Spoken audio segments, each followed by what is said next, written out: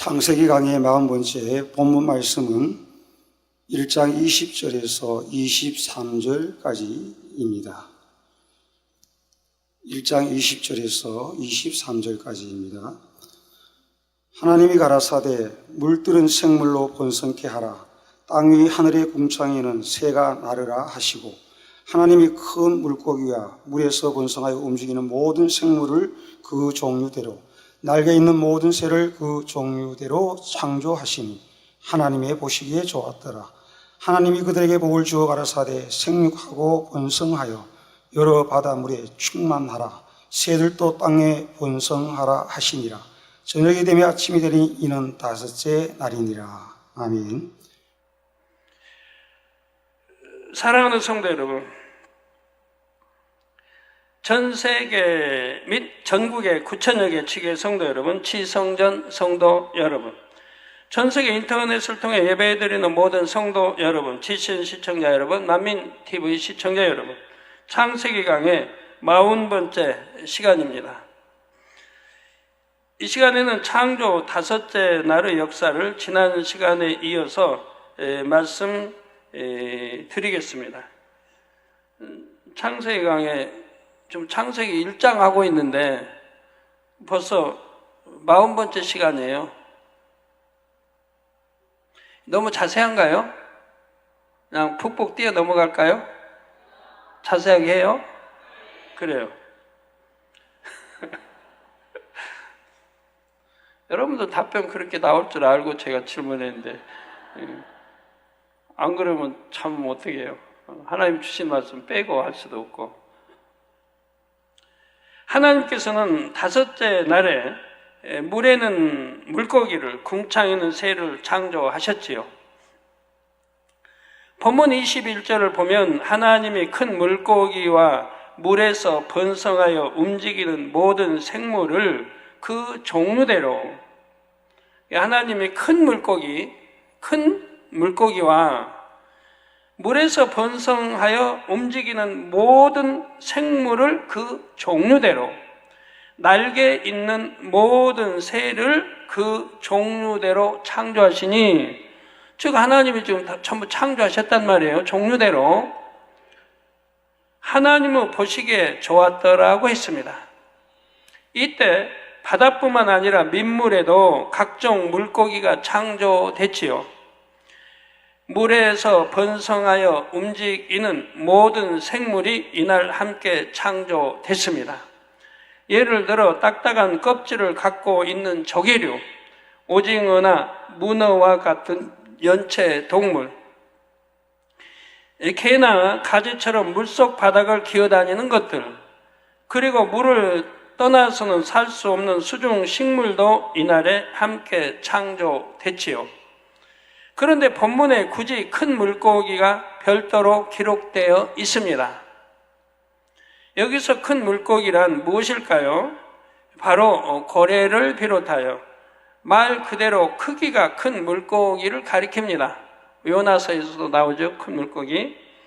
현재 지구상에 존재하는 가장 큰 고래는 흰수염 고래라고도 불리는 대왕 고래입니다. 이 고래는 몸 길이가 최대 33m, 몸무게가 190톤에 달하는 것도 있다고 합니다.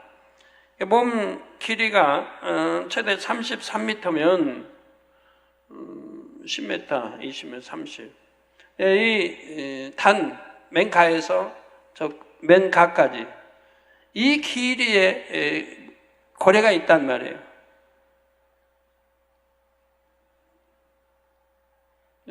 약간 더 길지도 모르겠네요. 그 몸무게는 190톤, 한 1톤 하면은 1000kg인데, 이게 190톤이에요. 여러분 몸무게 해봐야 70kg밖에 안 나가죠? 대충 해서. 고래는 다른 물고기와 달리 알이 아닌 새끼를 낳고 젖을 먹이며 아가미 호흡이 아닌 폐호흡을 합니다. 그래서 생물학에서는 고래를 물고기 어류가 아닌 소, 말, 양과 같은 포유류로 분류하지요. 고래는 물고기라고 하지 않고 이렇게 포유류로 분류를 합니다. 왜 그런다고요? 알을 낳는 게 아니고 새끼를 낳고 젖을 먹이고 또 폐호흡을 한다 이 말입니다. 생물학에서 말하는 포유류 동물은 6째 날에 창조됐습니다. 그런데 하나님께서는 큰 물고기인 고래가 다른 물고기들과 같은 날, 즉 5째 날에 창조됐다고 말씀하셨습니다. 그리고 그들이 생겨난 연대를 측정해 본다면 얼마나 오래전부터 있었는지를 알 수 있을 것이라 하셨지요. 과학자들도 현생의 모든 고래 종류는, 저기 또 고래 나오네요. 고래 종류는 약 200만 년 전부터 이미 있었다고 말합니다. 아주 오래 전부터 지금과 같은 모습의 고래가 이미 존재했음을 인정하는 것이지요. 그런데 이 고래를 보면 생물이 진화된 것이 아니라 창조됐음을 더 잘 알 수가 있습니다. 진화론자들은 물에 살던 물고기가 진화하여 물과 육지를 오가며 사는 동물이 됐고 그 다음엔 육지에 사는 동물이 됐다고 하지요. 그런데 이 고래에 대해서는 역으로 원래 육지에 살던 동물이 반대로 물속에서 살 수 있도록 진화했다고 주장을 합니다. 왜 육지에 살았다고요? 왜 육지에 살았다고? 어느 근거에? 저 알이 아닌 새끼를 낳고 젖을 먹이고 배업을 하고 이러기 때문에 그런단 말이에요. 그래서 이제 포유류에 속하기 때문에 육지에 살다가 이렇게 진화돼서 이제 바다 이렇게 하여튼 먹을 게 너무 없으니까 많은 먹을 거 어떻게 알았나요? 바다 들어가서 이렇게 오랫동안 진화돼가지고 큰 물고기가 됐다고. 자, 육상에서 먹이가 없어 굶주리던 어느 동물이 먹이가 많은 물속으로 다시 돌아갔다는 말이지요. 그러면서 다리의 흔적을 가진 고래 화석을 하나의 근거로 제시합니다. 한번 여러분 이렇게 말씀 들으면서 상상을 해봐요. 도대체 그런 일이 있을 수 있겠는가? 그러나 그 화석의 주인공인 동물은 원래 그렇게 생긴 동물일 뿐입니다. 물개와 같은 동물을 한번 보십시오. 앞쪽에 발같이 생긴 것이 있어서 마치 진화론자들이 말하는 수중과 육상 동물의 중간 단계처럼 보이지 않습니까? 저 화면에 나옵니다. 그러나 수달, 물개, 바다 표범 등은 원래 그렇게 창조된 것이지 진화의 중간 단계에 있는 동물이 아닙니다. 원래 그렇게 창조하셨다 이 말이에요. 또한 육상 동물이 수중 동물이 된다는 것은 진화론에서 주장하는 진화 방향과도 반대됩니다. 진화론자들은 작은 지식의 조각들을 가지고 풍부한 상상력을 동원하여 진화론이란 틀에 억지로 짜 맞춥니다. 그래서 상식적으로도 이해가 안 되며 논리적으로도 모순되는 주장을 하지요. 성도 여러분, 한번 생각을 해 보십시오. 어찌 물고기가 진화하면서 지느러미가 사라지고 다리가 생겨나겠습니까? 그런데 고래에 대해서는 원래 육상 동물이었는데 다리가 사라지고 다시 지느러미가 생겨났다고 주장합니다. 양쪽 다 비교해서 생각해 보세요. 이런 일이 아무리 수억만 년, 수많은 세월이 흐른다고 되겠느냐 이 말이에요. 진화론자들은 이런 이상한 일이 무조건 오랜 세월 동안에는 가능하다고 말을 하지요. 제가 볼 때 오랜 세월 동안에는 더 불가능할 것 같아요. 설명이 나오겠습니다만, 물고기가 짧은 세월 동안 육지 동물로 진화했다는 것은 다른 사람들은 물론 자신들도 믿지 못합니다. 그러나 아주 오랜 세월에 걸쳐서 조금씩 진화하면 물고기들도 육지 동물이 될 수 있다는 것입니다. 아멘? 아멘 하신 분들. 혹시 노멘 하셨겠죠? 확률적으로 희박한 일이긴 하지만 오랜 세월 동안에는 일어날 수 있다고 억지스럽게 주장을 합니다. 진화론자들은 진화를 대부분 이런 식으로 설명하지요. 하지만 여러분이 조금만 생각해 보면 이러한 주장이 얼마나 억측인지를 쉽게 알 수가 있지요. 만약 물고기가 육지에서 살 수 있도록 진화하려면 많은 변화가 있어야 됩니다. 지느러미가 사라지고 다리만 생긴다고 해서 물고기가 육지에 나와 살 수 있을까요? 그리고 지느러미가 다리가 되기까지 수억만 년 지난다고 해봐요. 그러면 그렇게 된다고 진화하면 된다고 해봐요. 그러면 누가 먹여 살립니까? 먹여 살리는 사람이 먹여 살리는 게 있어야 할 거 아닙니까? 진화되는 과정, 수많은 과정을 누가 계속 먹여 살려야 할 거 아니에요. 먹이를 줘야 살 거 아니에요. 왜 호흡하기 좋고 바다에 고기 많은데 바다에서 살지 뭐하러 육지가 나와요? 나오면은 지느러미를 키워 나온다고 해봐요. 누가 먹여줘야 할 거 아니에요. 다리도 없는데 뛰어다니지도 못하는데 뭘 먹고 살아요? 근데 더군다나 그걸 수많은 그 오랜 세월을 누가 먹여 살려야 계속 진화해서 이제 지느러미가 다리로 변할 거 아니에요? 아우 답답해 그냥.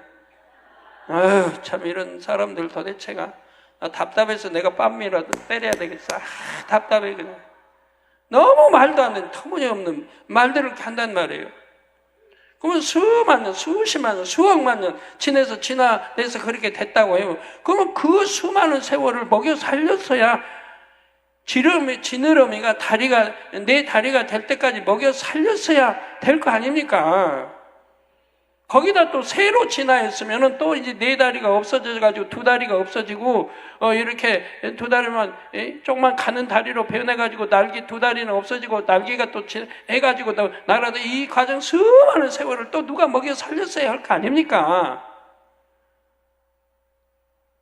진화에도 먹여 살려야 진화를 하죠. 그것도 1, 2년에 진화되는 거 아니니까. 수억만 년 세월을, 그래야 안 그래요? 답답해서 그냥 진짜 이 진화론자들 참 이런 생각쯤은 못할 리도 없는데 왜 그럴까요 도대체가?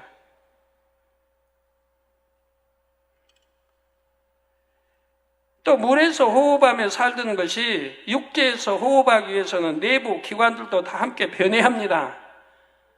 저기 제주도 가면 해녀들, 또 해운대 해녀들 그렇게 오랜 동안 내려오면서 조상 몇백 년, 천년 내려오면서 그렇게 오랫동안 해도 물에서 못 살아요. 대대 이제 난 딸이 하고 며느리 하든 해가지고 계속 대대로 그냥 어처구니 살면서 그렇게 해녀가 돼도 그래도 물속에서 못 산단 말이에요. 호흡 않고는 못 산단 말이에요. 그렇게 오랫동안 해왔어도 그들의 호흡이 저보다도 길지 않아요. 다른 육지의 사람보다는 조금 길겠죠. 그러나 저보다는 길지 않을 거예요. 저는 옛날에 우리 니씨 아들들이 저하고 시합도 했거든요. 옛날에 1박 2일 갔을 때, 니씨 캠프 갔을 때, 저하고 호흡도 해봤어요. 니씨는 이게 나팔 불고 하니까 호흡이 굉장히 폐활량이 풍부해요. 그래서 호흡이 길어요. 그래서 저하고 한번 해본 적이 있는데, 제가 이겼죠, 그때 아마. 제 기억으로는. 기억나신 분들은 하시는데.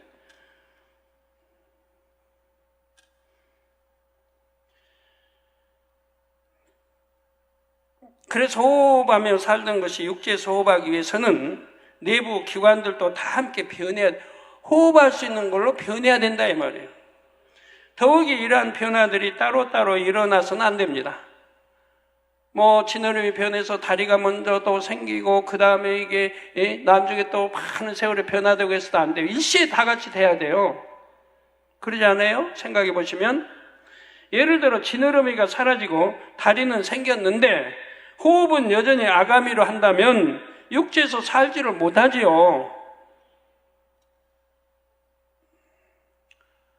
따라서 몸의 구조 전체가 함께 바뀌어야 합니다. 일체 다 함께 바뀌어야 되는 거예요. 설령 동시에 변화된다 해도 문제점은 여전히 남아 있습니다. 변화되는 중간 과정에 있을 때는 모든 기능이 불완전한 상태일 것입니다. 그런데 진화론자들은 그 불완전한 중간 과정이 매우 오랜 기간 동안 지속됐다고 하지요. 온전한 지느러미도 온전한 다리도 아닌 중간 단계의 불완전한 상태의 동물이 매우 오랜 기간 살았다는 것입니다. 그러면 도대체 그 오랜 기간 동안을 어떻게 호흡을 하고 바다에서 속에서 호흡하던 것이 육지에 나와서 어떻게 호흡을 하고 해도 안 보던 것이 해를 그냥 보고 살아야 되고 이게 모든 기능이 육지 동물로 바뀌어야 되는데 그러지 않고 수많은 세월을 지내서 바뀌어가는 과정인 건데 진화되는 과정인 건데 어떻게 적응할 수 있느냐 이 말이에요. 누가 먹을 걸 공급해 준다고 해도 누가 먹을 걸 공급해 준다고 해도 또 바다에서 물고기만 잡아먹던 그것들이 또 어떻게 육지에 그걸 또 먹고 살고 호흡도 문제고 먹는 것도 문제고 물에서 그냥 수영하던 것이 이 땅에 와서 언제 발이 생겨가지고 언제 뛰어다니면서 언제 먹을 것 찾아요. 그게 몇백 년에 되는 것도 아니고 몇백 년, 몇십 년, 몇 년에 된다 해도 불가능한 건데 수많은 세월을 통해서 진화하면서 이 과정이 되니까 이 진화 과정에 누가 그걸 먹여 살렸느냐 이 말이에요.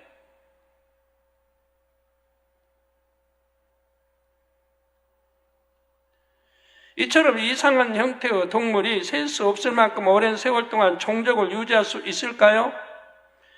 물과 육지 어디에도 익숙하지 않은 이런 불완전한 상태로는 먹이를 구하기도 힘들 것입니다. 오히려 다른 동물의 먹이가 되기 쉬워서 온전한 육지 동물이 되기 전에 멸종될 가능성이 훨씬 크지요.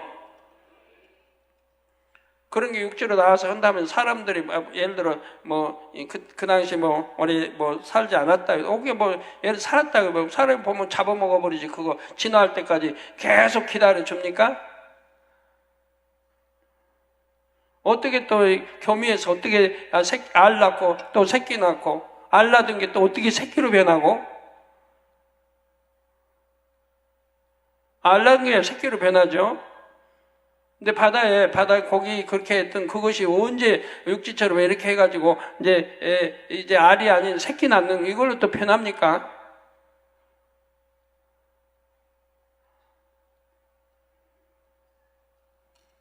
또한 중간 단계의 동물이 매우 오랜 세월 동안 존재했다면 그러한 화석도 많이 발견되어야 할 것입니다.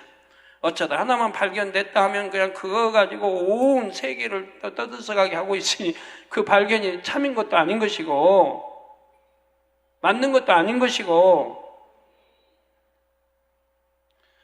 여러분 제발 그런 거에 현혹되지 말아요. 옛날에 개척 때도 우주인 어떠고 하고 또 예수님이 어디 인도에서 가서 고성 공부를 해가지고 이런 책자가 나와요. 그러면 왜 그런 걸 사다 보는지 누가 사다 저에게 당장님 이런 책 나왔어요. 저도 한 장도 읽어본 일이 없어요. 그런 헛된 걸 쓸데없는 거짓말 뭐 때문에 그런 걸 읽어야 돼요. 가끔가다 성도님 그런 거 나오면 당장님 이런 책이 나왔네 오신 분이 있을 때나 전체 읽어본 적 없어요. 한 장도. 그런 걸 왜 읽어봐요? 그냥 쓰레기통에 들어가는 거지. 읽어봐야 속만 상하지. 뭐라 속상할 일을 뭐 때문에 해요? 그런 나쁜 무리들이 흠집내기 위해서 하는 거를.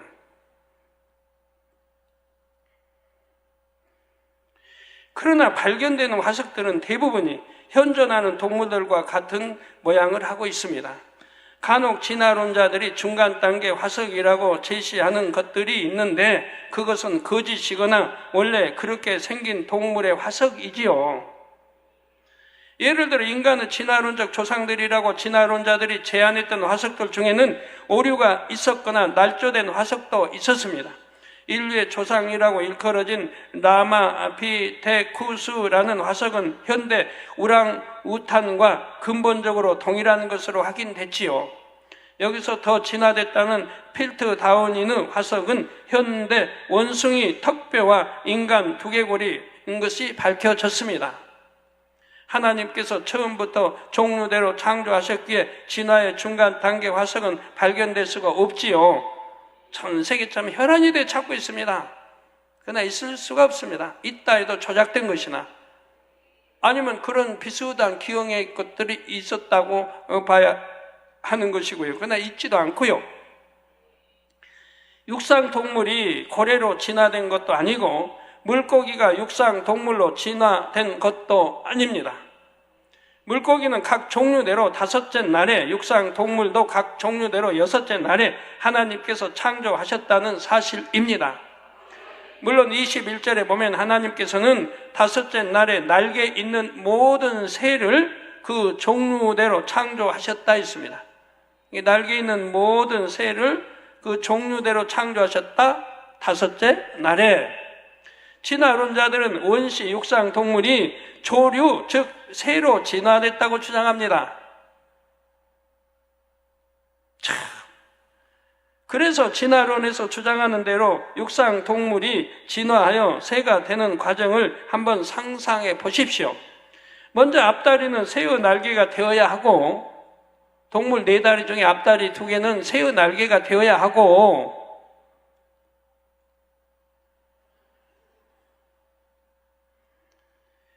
뒷다리도 새의 다리로 변해야 합니다. 앞다리 2개는 날개로 변하고 뒷다리 2개는 가는 발가락이 몇 개입니까? 새가 3개예요, 4개. 하여튼 그렇게 또 변해야 된다 이 말이에요. 이렇게 퉁퉁한 다리들이 가는 손가락부터 가늘죠. 아주 가는 그 2다리로 변해야 된다 이 말이에요. 그것도 수많은 세월 동안에 진화해서 변화되면 그동안 누가 먹여 살려야 되고요. 계속적으로 공급해줘서 먹여 살려야 돼요. 암수. 또 진화도 죽어버리면 그만이니까. 그게 막 수만 년을 어떻게 이어갑니까? 병도로 죽고 잡혀먹고 죽고 다 죽어. 그렇게 된다고 해도 죽어야지. 그 바다에 있는 수만 마리가 올라와가지고 진화된 과정이 진화됐습니까?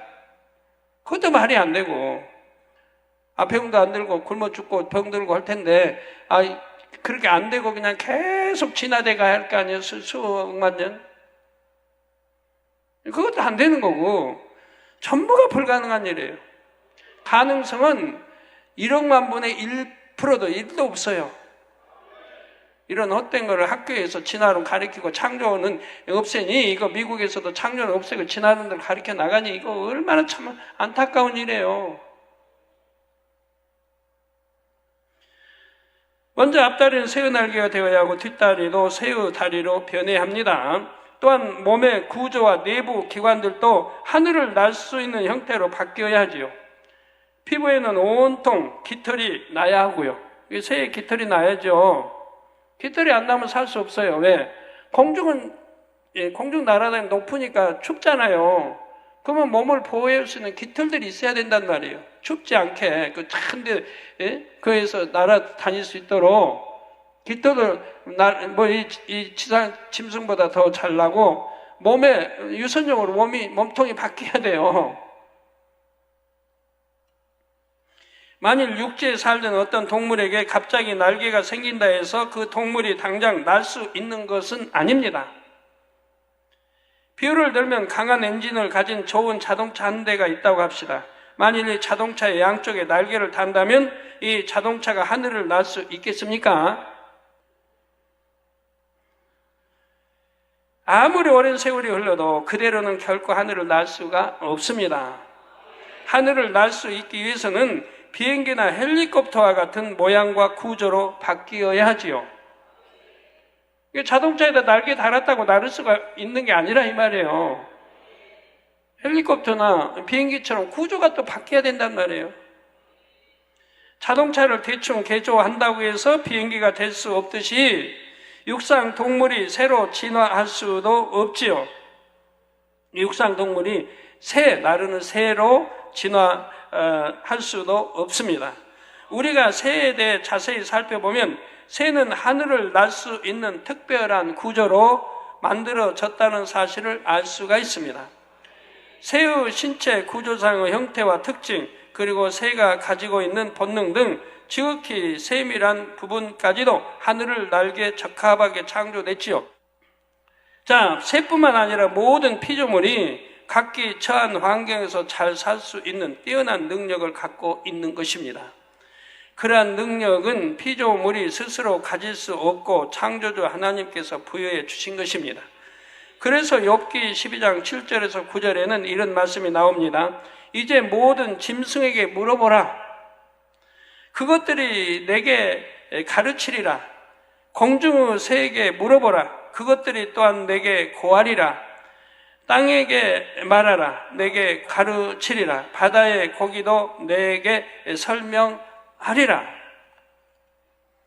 이것들 중에 어느 것이 여호와의 손이 이를 행하신 줄을 알지 못하랴 한 것이지요. 여호와의 손이, 우리 아버지 하나님이 하나하나를 만드셨다 이 말이에요. 창조하셨다 이 말이에요. 만약 동물들이 말할 수 있다면 그들은 모두 창조주 하나님의 손이 자신들을 만드셨다고 분명하게 설명해 줄 것이라는 말씀입니다. 동물들도 이처럼 창조주 하나님을 아는데 지각 있는 사람들이 오히려 창조주 하나님을 찾지 않고 믿지 않으니 참으로 안타까운 일이지요. 그런데 사람들도 어떤 동물이나 식물들이 아주 독특하고 뛰어난 능력을 갖고 있는 것은 인정합니다. 그리고 그것은 연구하고 모방하여 첨단 기술에 응용하기도 하는데 이러한 학문을 생체 모방 공학이라고 합니다. 그 몇 가지 예를 말씀드리겠습니다. 먼저 상어 비늘의 원리를 이용한 전신 수용복을 예로 들 수 있습니다. 어떤 상어 종류 중에는 바닷속에서 시속 80km 속도로 헤엄치는 것도 있지요.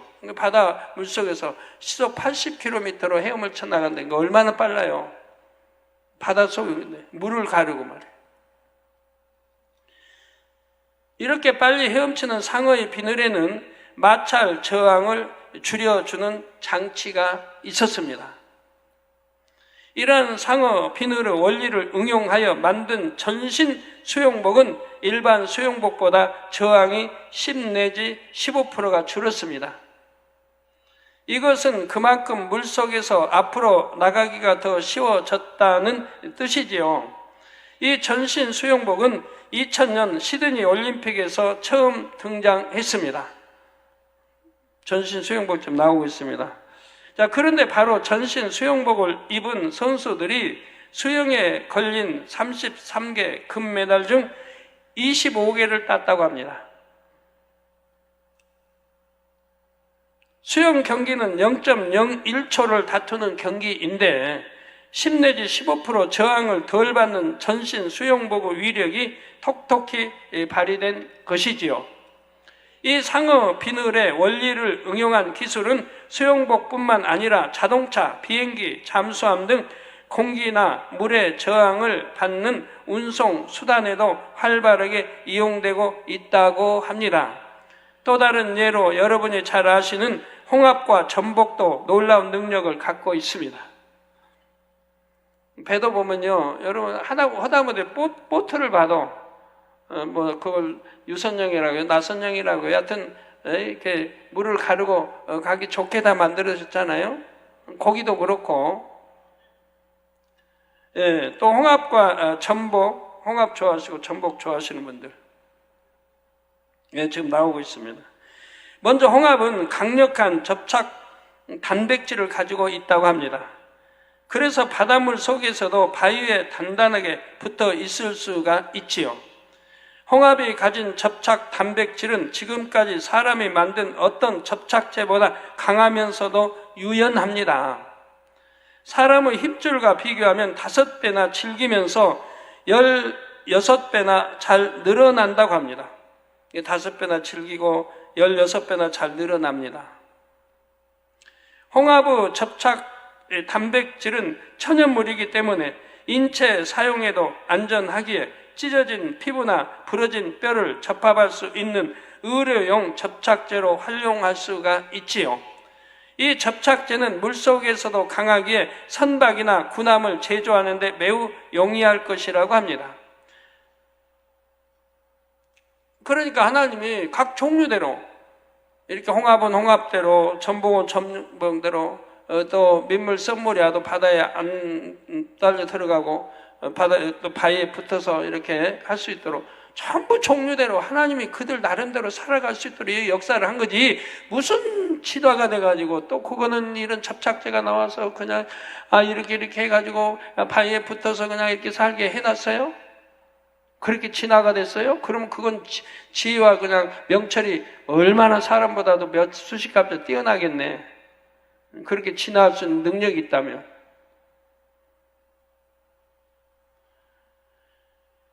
또 전복 껍질은 굉장히 단단합니다.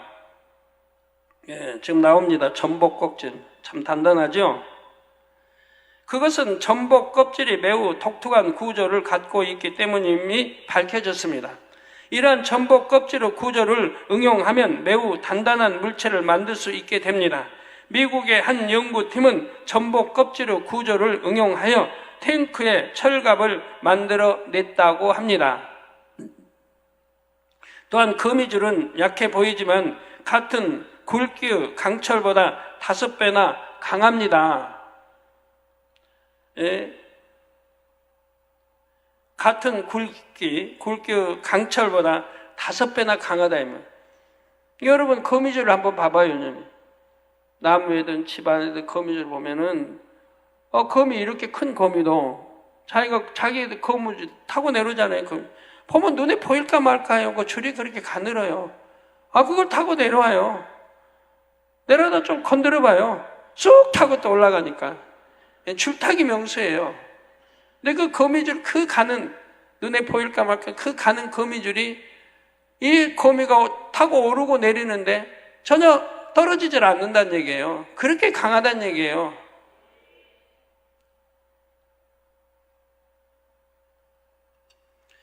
그래서 거미줄의 두께가 1mm가 되면 성인 한 명을 들 수 있을 정도입니다. 거미줄 두께가 1mm가 되면 성인 한 명을 들 수 있을 정도라 이 말입니다. 또한 거미줄은 실크처럼 부드러우면서도 나일론보다 질기며 신축성도 뛰어나지요. 그래서 이렇게 거미줄을 해놓고 그 안에 먹이 하나 딱 잡히면 그냥 그 전체가 이렇게 흔들리잖아요. 큰 게 딱 잡히면. 그러고도 찢어지지 않냐고. 그리고도 구멍도 안 나고. 아니면 그냥 버리고 이런 거 날아가 탁 뚫고 나갈 텐데 못 나가죠. 그리고 공기는 잘 통하되 수분은 침투하지 못하는 특성도 갖고 있어서 방탄복, 낙하산 등을 만드는 데 응용이 됩니다. 성도 여러분, 생체 모방 공학에 있어서 대표적 연구 대상이 있는데 그것은 바로 우리에게 친근한 잠자리입니다. 이번도 수련회 답사로 여성계랑 이렇게 다녀왔는데 거기서 하늘에서 해에서 내려오는 잠자리들을 쭉 보셨다고는 찍어놓은 거 혹시 있습니까? 예, 벌써 내려와서 손에 붙이고 그냥 한번 내려오는 거 찍어놓은 것을 한번 보여주세요. 하늘에서 내려오는 거. 벌써 하늘에 내려온 잠자리로 저 몸에 붙이고 곳곳에 했잖아요. 우리 여성계에서 답사 가가지고.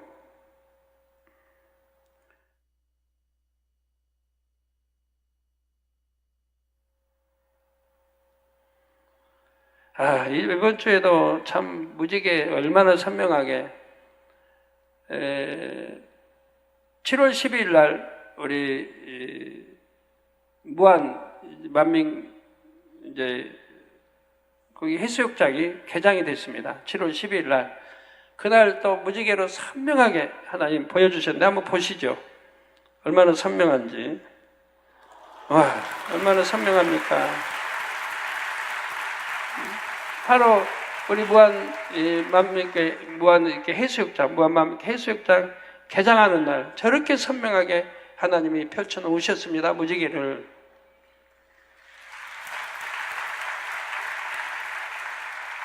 맞죠? 만민 바로 여기 해수욕장 바로 위이지 않습니까? 만민교회 여기는 십자가 탑이고요. 또 광주 만민교회도 광주 만민교회, 전 광주 만민교회입니까? 잠자리가 아직 무한히 광주 만민교회도 무지개 또 선명하게 저 무지개 저렇게 이중 무지개입니다. 하나는 희미한데요. 네. 뭐 그냥 큰 약간 파이프 기둥 같네요. 그리고 또 원형 무지개도 있고요. 사진으로 촬영한 걸 보내왔습니다.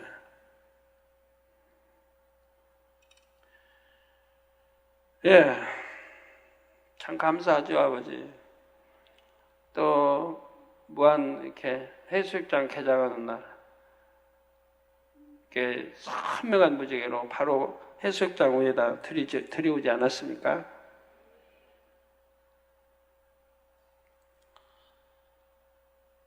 이제 우리 친근한 잠자리로 들어가죠.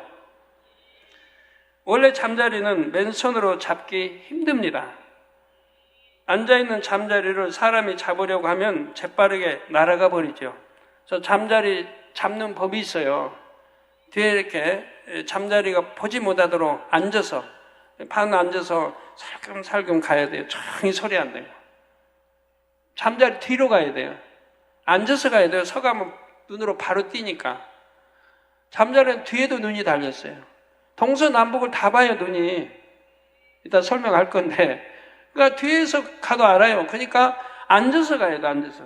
잠자리 높이보다 더 낮게 앉아서 가야 돼요. 살금살금 가서 이렇게 가서 이렇게 날개 사이 몸통을 이렇게 집어야 됩니다. 잡아야 돼요. 날개 쭉 펴고 앉아 있으니까. 만약 꼬리 잡으면 날아가면서 꼬리가 떨어져 버리니까 꼬리 위에 몸통, 날개 양 밑에 여기를 가서 살뿐히 잡아야 돼요. 급하다고 빨리 잡으면 이게 또 으스러져 깨져버리니까 그것도 안 돼. 살짝 가서 살짝 잡아야 돼요. 근데 그것도 쉬운 게 아니에요. 계속 날아가 버리는데 성공률은 뭐 10마리를 그렇게 해서 잡으려고 했다면 성공률은 한 뭐 2-3마리 되죠. 나머지는 이제 그것도 놓쳐요. 아니면 잠자리채로 뭐 긴 막대기 대나무 달아가지고 잠자리채 가지고 이렇게 또 잡는 법도 있고 이제 아니면 또 잠자리가 정신혼란을 시켜요. 잠자리 정신혼란. 눈이 뭐 동서남북 도니까 그냥 잠자리를 혼란스럽게 해가지고 잡는 건데 그건 쉽지 않아요. 저희도 어려서 다 해봤으니까 그건 쉬운 게 아니에요. 예, 그래서 사람이 잡으려 가면 재빠르게 날아가 버리죠. 잠자리는 공중에 머물러 있다가도 순간 시속 50km의 속도를 낼 수 있다고 합니다. 순간 시속. 그러니까 여기 있다가 순간 시속이 50km예요. 자동차는 순간 시속이 50km 냅니까? 그렇게 뭐 내는 뭐 차가 있죠. 뭐 경기용 뭐 이런 거는 이제 낼 수 있는 것도 있는데. 자, 미국에서는 이 기능을 전투기에 적용하기 위해 활발히 연구 중이라고 합니다. 이 잠자리에 이런. 이 밖에도 잠자리는 여러 측면에서 놀라운 비행 능력을 가졌음이 밝혀지고 있습니다. 잠자리는 앞뒤로 자유롭게 날아다닐 수 있고 앞으로든 뒤로든 뭐 비행하려면 한번 회전해서 도는 게 아니고 그냥 가고 싶으면 날아가 뒤로 갔다가 자유자재로 다 해요. 또 1초에 무려 40회나 날개짓을 합니다. 1초 똑딱할 때 날개짓 40번을 움직여요. 여러분 아무리 빨리 해도 여하튼 민간 빨리 해도 이거 40분, 20분도 못해요. 20분도. 10번? 10번은 할지 모르겠어요. 똑딱할 때 10번. 그래도 1초 넘네. 뭐 1초 10번 안 되겠네. 하나, 둘, 셋, 넷, 다섯, 여섯, 일곱, 여덟, 아홉, 열. 그럼 몇 초 지나잖아요. 근데 잠자리는 똑딱할 때 40번 날개짓을 한다 이 말이에요. 여기까지 설명해야 되나요?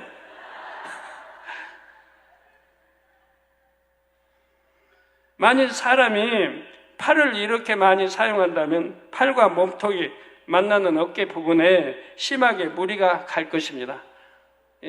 잠자리처럼 그 많은 날개짓을 이렇게 다 하고 있다고 보고 이 팔 온전하겠어요? 팔 몸통 다 그냥 변비통이니 통 여하튼 어깨통 여하튼 해서 그런 것도 생길 텐데, 그런데 잠자리는 평생 동안 무엇의 날개짓을 해도 괜찮도록 몸통과 날개가 연결되는 부분에 레실린이라는 고무 단백질이 있습니다. 잠자리에 있는 이 고무 단백질은 그 탄력성이 매우 우수하기에 과학자들은 이를 모방하여 인공 레실린을 개발하고 있습니다. 또한 잠자리의 중요 기관은 액체로 둘러싸여 있다고 합니다. 액체로. 고체, 기체, 액체.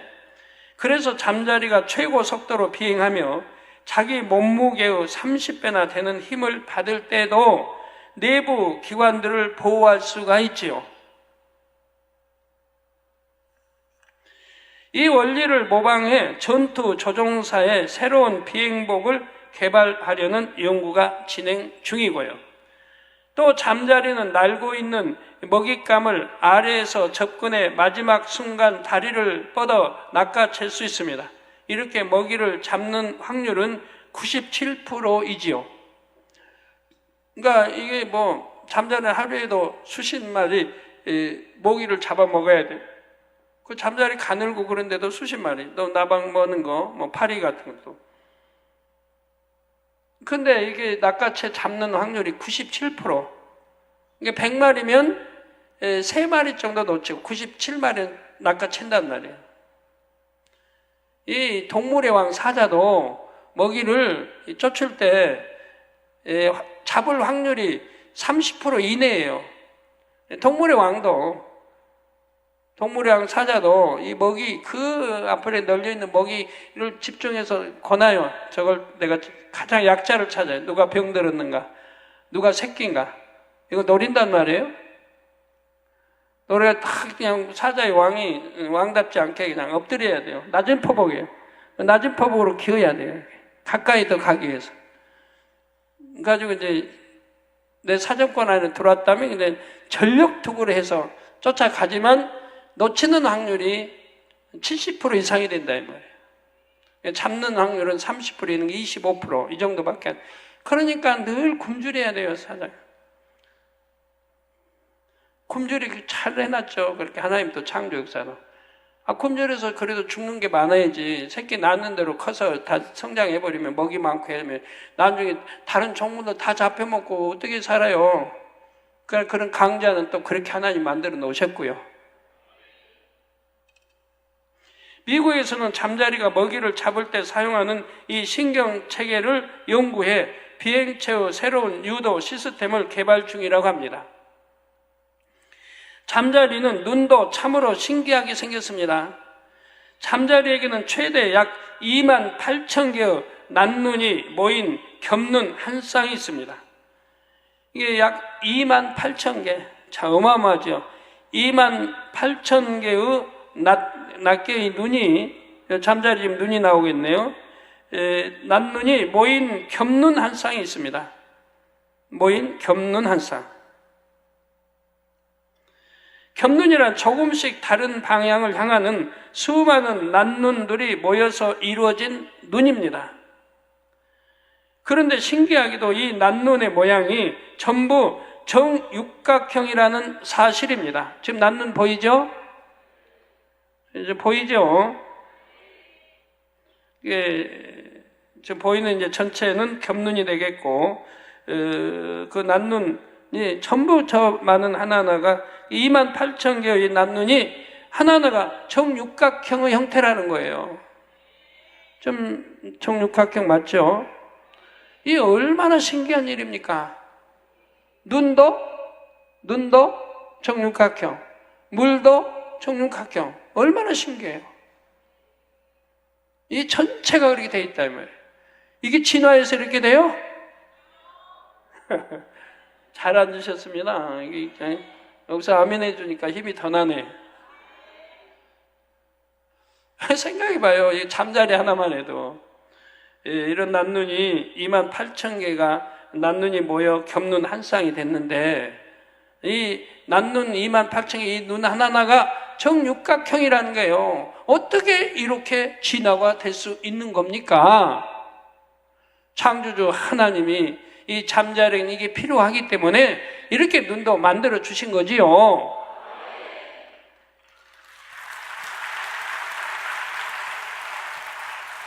또 제 눈도 신기하지 않습니까? 제 눈도 이게 연구 과제가 돼야 되는데 제 눈도 얼마나 신기해요.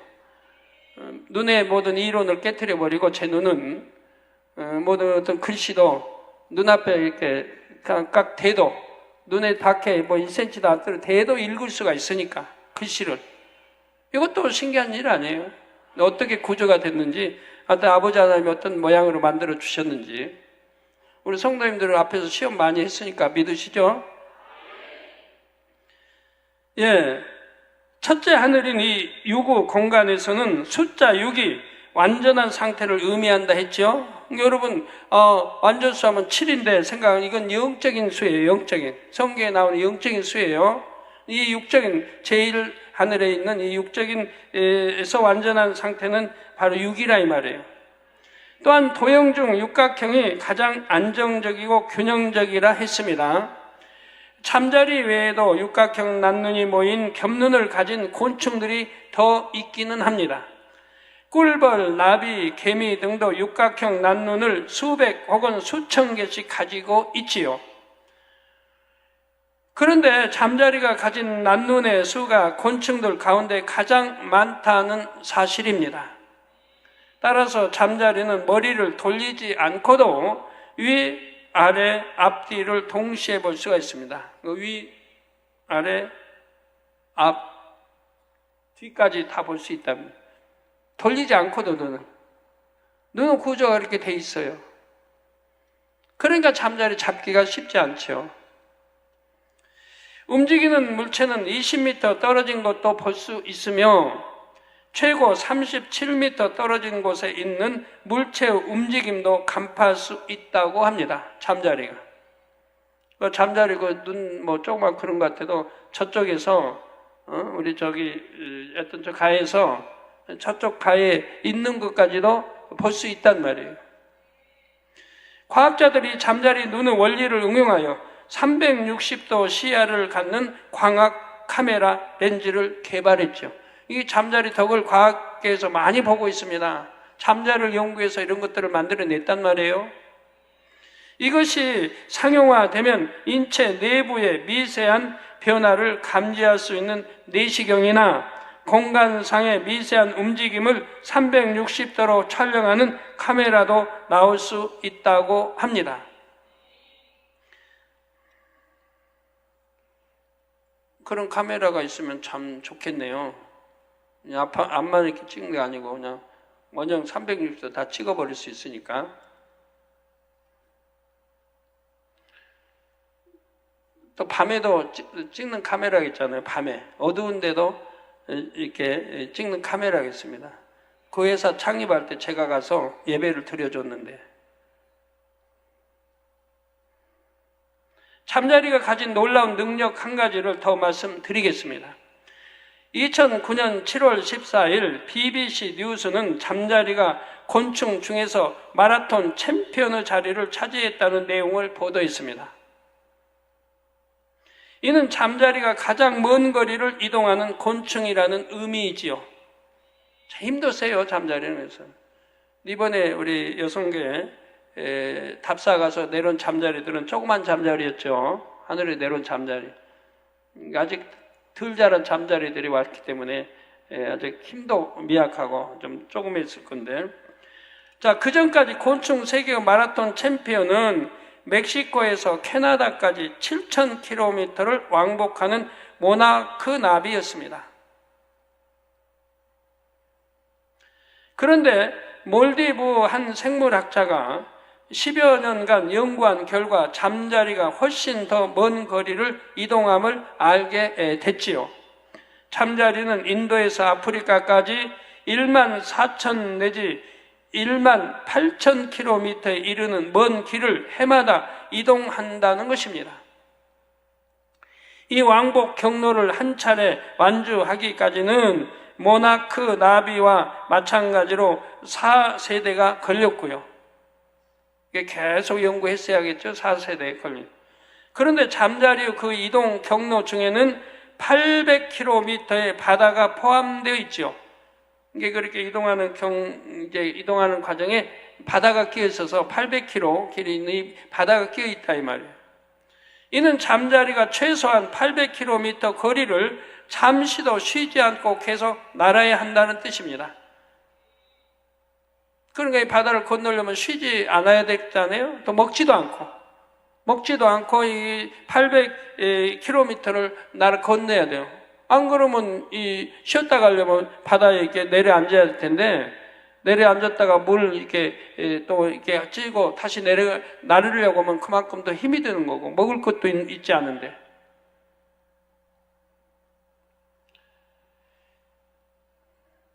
이렇게 어떻게 잠자리가 바다를 건너서 그 먼 거리를 항해할 수 있는지는 여전히 미스터리라고 합니다. 이런 거 하나하나 봐요. 다 그들이 살 수 있는, 또 아프리카의 그 누떼가 또 이동해서 비가 안 오면 비 올 곳, 비가 와서 이제 풀이 있는 곳으로 이동을 많은 거리를 해야 되고, 또 이동해야 되고, 언제 어디가 비가 오고 안 올까지 알아요. 정확하게 나침반도 없어요. 지도도 없어요. 정확하게 거기를 찾아가고 또 지내다가 이쪽에 같은 데가 비 와서 또 풀이 자랄 때는 또 이동해서 이렇게 오고, 또 이쪽은 이제 비가 안 와서 풀이 없을까 알고 또 이동해요. 배운 것도 아니에요. 학교에서 배운 것도 아니에요. 글이 있어서 읽고 하는 것도 아니에요. 하나님이 이렇게 누는 누대로, 짐승은 짐승, 새는 새대로, 어느 거는 이제 철새 이동해야 하잖아요. 다 살아갈 수 있도록 본능 속에 만들어 놓으신 거예요. 다. 어떻게 이 수많은 곤충이고 새고 짐승이고 이런 수많은 것들을 어떻게 진화돼서 그렇게 됐다고 하느냐는 말입니다. 이 창조주 하나님의 이 권능 능력을 인정해야지. 그러면 답이라는 게 쉽게 풀리는데, 창조주 하나님 천지전능하시고 무엇이나 하실 수 있다는 거 믿어버리면 이거 뭐 연구하고 뭐하고 할 거 없잖아요. 답이 착 나오는데. 성도님들은 올 여름에도 잠자리를 많이 보실 것입니다. 하나님께서 잠자리에게 부여해 주신 이 놀라운 능력들을 떠올려 보면서 은혜가 더해지시기 바랍니다. 그래서 해외에서 이번 여름 수련 때는 곳곳에 찾아오세요. WCD 내 필리핀에 준비위원장이었던 박사님들도 오고, 그래서 곳곳에 또 목사님들도 오고, 우리 수련회 참석해서 경이로운 기사 표적과 또 잠자리 하늘에 내려온 거, 이런 거 보기 위해서 온단 말이에요. 이미 소문이 이렇게 많이 나가지고 알고 직접 보러 와요. 다음 시간에는 6째 나루 창조 역사를 말씀드리겠습니다. 결론 말씀드립니다. 사랑하는 성도 여러분, 이 시간에는 하나님께서 종류대로 바다의 물고기와 새들을 창조하셨으며 결코 진화가 아님을 말씀드렸습니다. 진화가 될래야 될 수가 없어요. 도저히. 경 제가 말씀드렸죠. 동그라미 16개 플러스 1, 17 숫자, 경이라고 제가 17경이라고 말씀드렸죠. 경분의 1%도 진화의 확률은 없어요.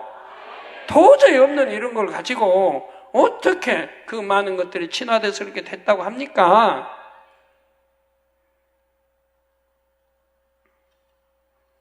그리고 동식물이 갖고 있는 특별한 능력을 사람들이 연구하고 모방하여 첨단 기술에 응용하는 예들을 몇 가지 말씀드렸지요. 마음이 선한 사람이라면 동식물이 갖고 있는 그런 뛰어난 능력만 보고도 창조주가 계심을 인정하고 믿을 것입니다. 진화론은 그렇게 될 수 없다는 것을 연구하는 자신들이 더 잘 알기 때문이죠. 마태복음 6장 26절에 예수님께서는 우리에게 다음과 같이 말씀하셨습니다. 공중의 새를 보라. 심지도 않고 거두지도 않고 창고에 모아 들이지도 아니하되 너희 천부께서, 즉 아버지 하나님께서 기르시나니 너희는 이것들보다 귀하지 아니하냐. 이런 새들도 하나님 아버지가 다 기르신다 이 말. 하물며 하나님의 아들 딸들이야 왜 하나님이 먹이시고 입히시고 다 안 하시겠습니까? 다 하시죠. 하나님의 아들 딸이 되면 먹이시고 입히시고 굶주리지 않고 아프지 않게 해주신다 이 말입니다. 그런데 왜 이렇게 안 되느냐? 하나님의 아들 딸이 아니니까 그래요. 박수 나으려다 말아요. 내일 이제 일요일날 말씀 나오겠습니다만은 내일 말씀 이제 요한일서 2장에 나옵니다만은 하나님의 아들 딸이라면 먹이시고 입히시고 치료에 아프지 않게 해주고 다 하신다 이 말이에요. 근데 거기에 이제 요한일서 2장에 보면 마귀의 자녀이기 때문에 역사가 안 된다. 마귀의 자녀니까. 예수를 구세주 영접하여 하나님 믿는다고 하면서도 마귀의 종이 되어 있다면, 죄의 종이 되어 있다면, 이 죄를 주관하는 것은 마귀인데 마귀의 종이 되어 있기 때문에 하나님이 역사하실 수가 없다 이 말이에요. 마귀의 종에게 하나님이 너 먹어라, 잘 입어라, 먹고 살아라, 아프지 마라 하시겠느냐 이 말이에요. 내일 대배도 그렇고 저녁 예배 은혜들 많이 받으시기 바래요. 그래서 문제들을 해결해요. 해결을 내가 왜 축복 못 받는지, 왜 응답 못 받는지, 내가 왜 아파야 되는지, 왜 성령의 음성을 못 듣는지. 내일 구체적으로 설명해 나가니까 성령의 음성을 어떻게 듣는가를. 내가 문제가 있으니까 응답 못 받고 문제가 있으니까 사업의 어려움을 받는 것이고 형통하게 인도 못 받는 거라 이 말이에요. 그래서 천국의 길이자 너희는 이것들보다 귀하지 아니하냐? 새들도 이렇게 돌보시는 하나님께서 하물며 하나님의 자녀들은 얼마나 더 귀히 여기시겠는지요. 아버지 하나님의 마음은 항상 자녀들에게 가장 좋은 것을 주기 원하십니다.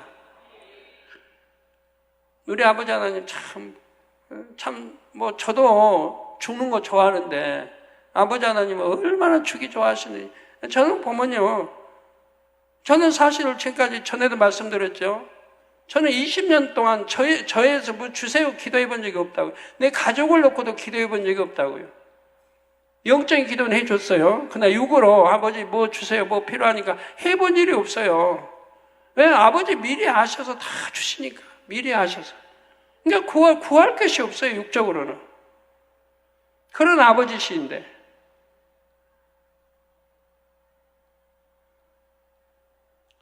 그래서 아버지 하나님의 마음은 항상 자녀들에게 가장 좋은 것을 주기 원하십니다. 찾습니다. 좋은 것 주시게 찾아요. 그런 자녀들을.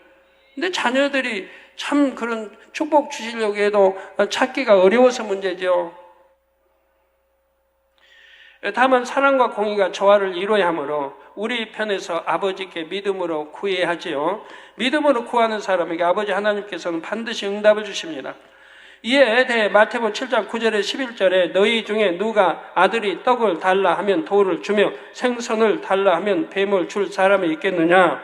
너희가 악한 자라도 좋은 것으로 자식에게 줄 줄 알거든 하물며 하늘에 계신 너희 아버지께서 구하는 자에게 좋은 것으로 주시지 않겠느냐 말씀하셨습니다. 아버지 하나님은 은혜가 풍성한 분입니다. 믿음의 자녀들, 사랑스러운 자녀들에게 무엇이든 주고 또 주기 원하시며 넘치도록 안겨주기 원하시는 분이지요.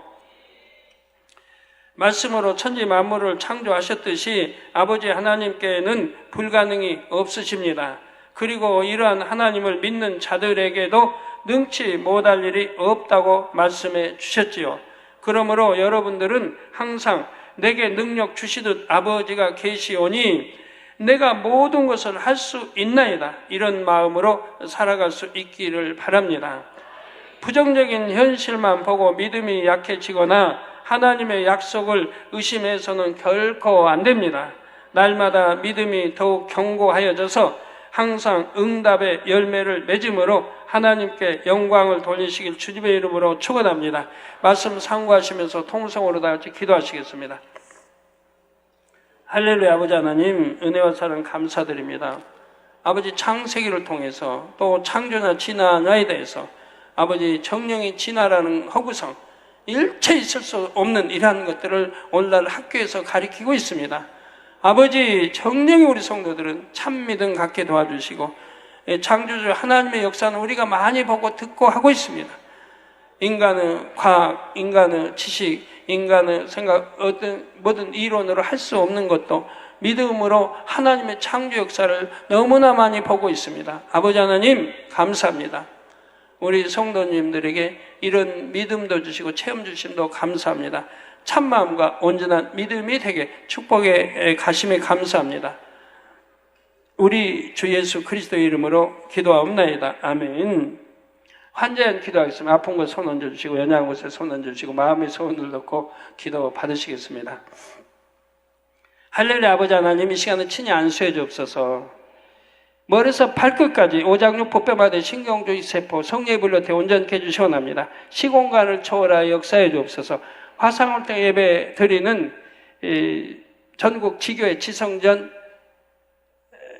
또 교회들을 위해 인터넷을 통해 예배드리는 전세계 하나님의 자녀들이 GCN 시청자들, 만민TV 시청자들 위해 해외에 있는 죄종 또 선교사들, 9천 만민 지교회 위해 또 여러 나라에서 기도 제목과 사진을 보내왔습니다. 이 사진들을 위해 안수해 주시 원합니다. 필리핀의 김은자 선교사 7월 19일 월요일부터 22일 목요일까지 교회 개척을 위한 타바오 지역 출장도 잘 다녀오게 역사해 주시고, 에스토니아의 나스차 만성 폭통아 물러가라, 성령의 불로 템받고 깨끗함을 받으라, 빛이여 임하라, 루마니아의 투티카 당뇨 및 합병증아 물러가라, 성령의 불로 템받고 깨끗함을 받으라, 영국의 세르게이 콜리로프 아들 자폐증 물러가라, 성령의 불로 템받고 깨끗함을 받으라, 빛이여 임하라,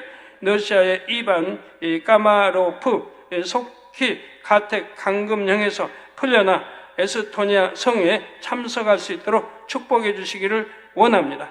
아버지, 역사해 주셔서 아버지 에스토니아 성회에 참석할 수 있도록 역사해 주시기 원합니다. 아버지, 또 윤 목사 신두 만민교회 세례식 잘 집행하도록 축복해 주시고, 텐 선교사 안지역구 만민교회 정부 허가 신속히 받으며 설교 자격증이 잘 발급되도록 축복해 주시기를 원합니다. 류웨이 조 당뇨 물러가라, 깨끗함 입어라, 빛의 입어라, 장리와 습진 성례불로 템받고 깨끗함 입어라, 리지전 혼수 상태에서 깨어나도록 축복해 주시고, 일어나라 깨어라 왕군 머리 부유 건선 치료해 주시 원합니다. 성례불로 템받고 깨끗함을 리멍은 21일 금식 통해 지난날의 죄를 사함받고 영으로 들어갈 수 있도록 축복해 주시기 원합니다. 아버지 감사합니다. 우리 성도님들 두 눈도 잘 보이라, 빛이며 귀가 열리라, 잘 들리라.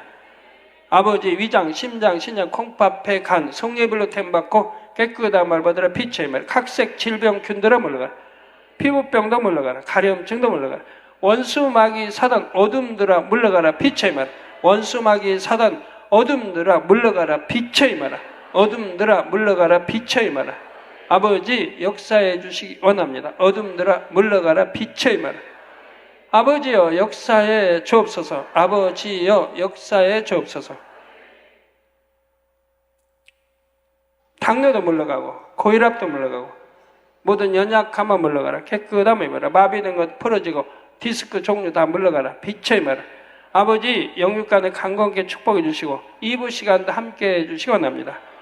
아버지 2부 인도하는 김 목사 위에도 아버지 또 빛의 소리 충창단 또 코러스를 함께 합니다. 감동을 입혀 주시기 원합니다. 우리 성도님들 충만한 2부 시간이 되게 하옵소서. 예수 그리스도의 이름으로 기도합니다. 아멘.